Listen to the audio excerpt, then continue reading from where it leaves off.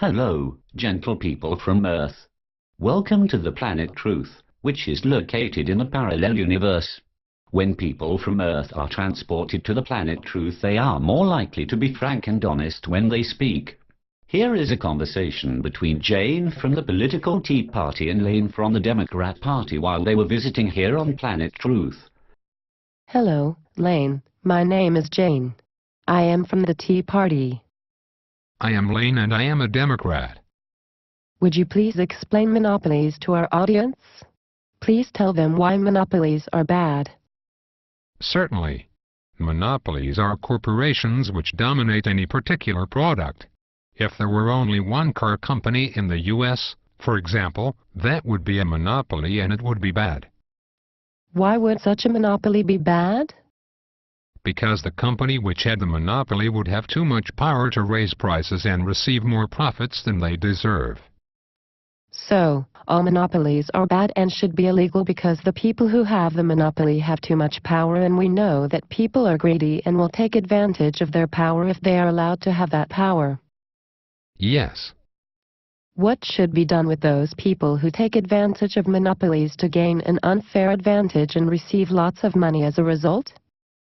They should be fined and thrown in jail if they engage in such monopolistic practices.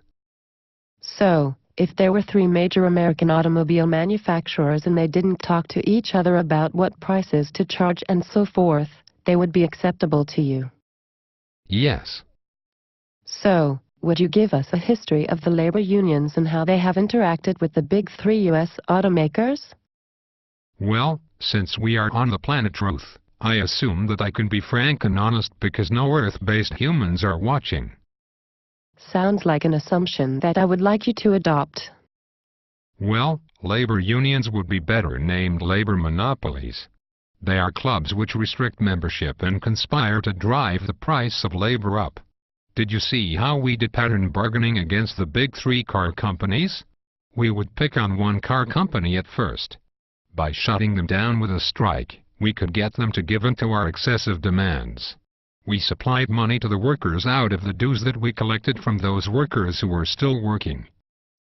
So, by using pattern bargaining, you were able to keep getting more and more salary and benefits for your automobile workers. Yes, isn't it wonderful? Yes, but eventually these car companies would run out of money to keep paying you more, wouldn't they? Actually, that is sort of what happened. So, what did you do? We got the older workers with seniority to keep their higher wages and let the car companies hire in younger workers for lower wages. Sort of a 2-tier system? Yes, exactly. You know how the Social Security system works? The older people get the benefits and the younger workers pay the bill. By the time that the younger workers are ready to retire, there won't be anything left for them. Isn't it just wonderful? So, the same labor union represented the older workers at all 3 large American automobile manufacturers and used their monopoly position to get more and more salary and benefits for their workers. I heard that at one point, every car shipped had to be priced so as to pay for $1,500 in workers' medical benefits, which included purchasing Viagra for them. Is that correct? Yes. It was just great. In fact, we used our monopoly powers to drive up the price of labor so high that 2 out of 3 of those manufacturers were driven into bankruptcy. Isn't that just wonderful? Well, I am not sure that I would call it wonderful. How are you helping the American corn farmer? Well, as you know, Iowa is where the first political primaries are held for presidential elections. Iowa is also a corn state. So, you mean to say that you want to bribe the Iowa corn farmers to get their votes in the primaries? Why not? We are doing that by driving up the price of corn in an artificial manner. What do you mean?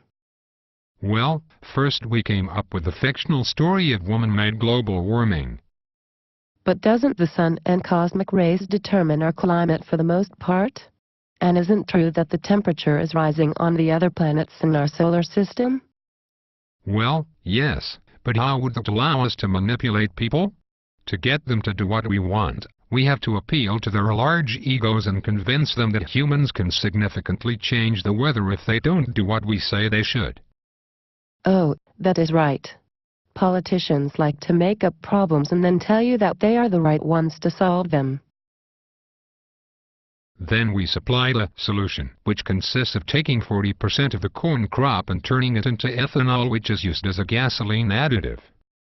So, how has that worked so far?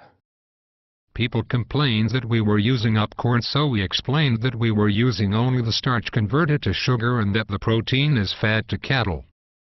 Did they buy it? Not totally. Then we tried advertising that the type of corn that we use for ethanol is not fit for human consumption. Did that work? After all, the same land obviously could have been used to grow edible corn. Most people don't notice that we could switch back to edible corn. They aren't that analytical and logical. Perhaps they figure that if they heard it on the radio, it must be true. It is easy to fool people. Most people think that those people who lobby only try to influence Congress. Actually, they influence the voters as well. Don't you feel like you are a slime ball? Oh, sure I do. But at least I am an honest slime ball. We burn lots of diesel in the harvesters and lots of natural gas in making the fertilizer. If the production of ethanol actually cut down the consumption of oil and natural gas, then the oil lobby wouldn't back the ethanol legislation. Aren't people going to find out that you are simply wasting more fossil fuels and that the ethanol isn't a net gain? No, the voters aren't that smart. We have driven the price of corn up substantially, but we are managing to blame it on other reasons. The OPEC nations were manipulating the price of corn in the futures markets, or Russia had a drought, for example. Either way, doesn't that create inflation? Actually, that wasn't enough inflation, so we got Bernanke to flood the world with dollars and drive the price of food up further until poor Mexicans couldn't afford tortillas. So, the pain dealt to the poor by Obama wasn't enough. Bernanke had to add to it. No, we have arranged the means of measuring inflation so that the increased price of corn hardly even shows up. But what about places in the world where food is a large percentage of their income? Aren't people going to starve? Well, so far, the people in Egypt started to riot because of the high price of food. Isn't that just dandy? But now the unrest is spreading to other countries as well. Well, we elected a Democrat president on the basis that he would get us out of 2 wars. Then they gave him the Nobel Peace Prize. Is he getting us out of the wars?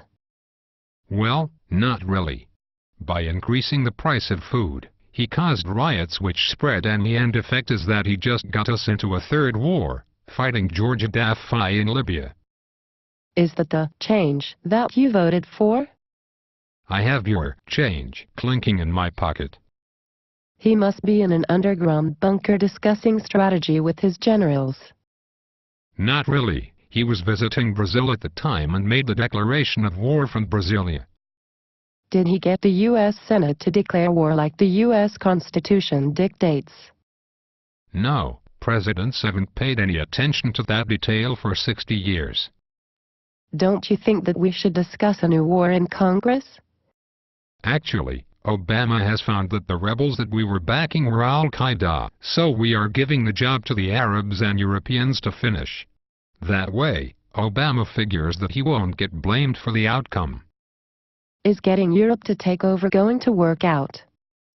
Well, all of the Muslims like to have the Christians come in with a crusade once in a while. Al-Qaeda will be running most of North Africa by the time we are through.